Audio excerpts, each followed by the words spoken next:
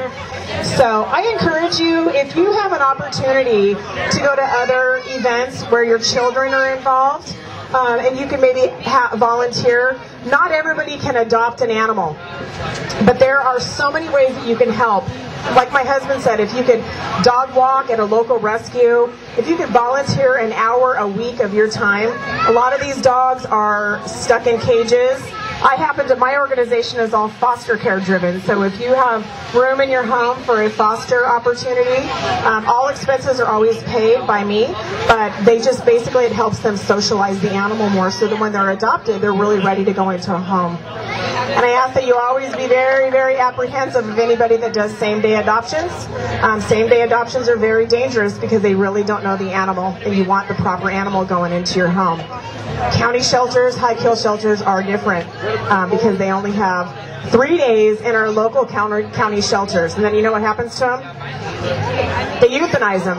In the state of California alone, 500,000 dogs, just dogs, were euthanized to date this year because of our lovely governor who changed the law from 6 days of staying in a local shelter to 3.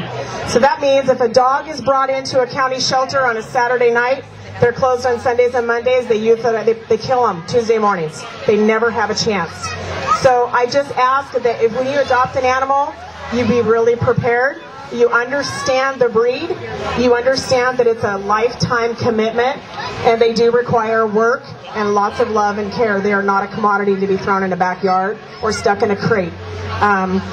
Crating is okay to do if you're potty training, but I have a lot of people come to me and ask me, well, my dog, I've been at work all day for 10 hours and I keep my dog crated. I get home and he goes nuts. I want to get rid of him.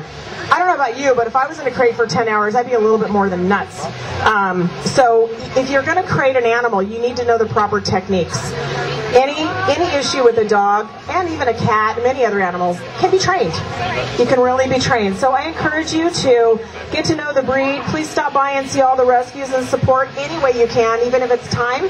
And we do appreciate you coming out to Pet Days. And again, if you guys have any questions or want to come up and see Chase, Pet Days happens twice a year. We're going to be back in the spring. And the whole point of Pet Days is to raise awareness about community outreach, spay and neuter, and also Lola's very, very active, and humane education. And I also encourage you, part of the euthanasia rate in California is because people refuse to spay or neuter their animals. If everybody spayed and neutered their animals, we wouldn't have this pet overpopulation, and we wouldn't have all these animals being killed needlessly. It's very, very important. And I have one more question for you. How many people here have a cat? How many people here have a cat that is not altered? If you have, I'm going to give you a statistic, and it's staggering. When I first heard it, I thought it was a joke. I had to go look it up. For every cat that has kittens that is not fixed, one cat over the course of its life and all of its offspring can produce over 460,000 kittens. One cat.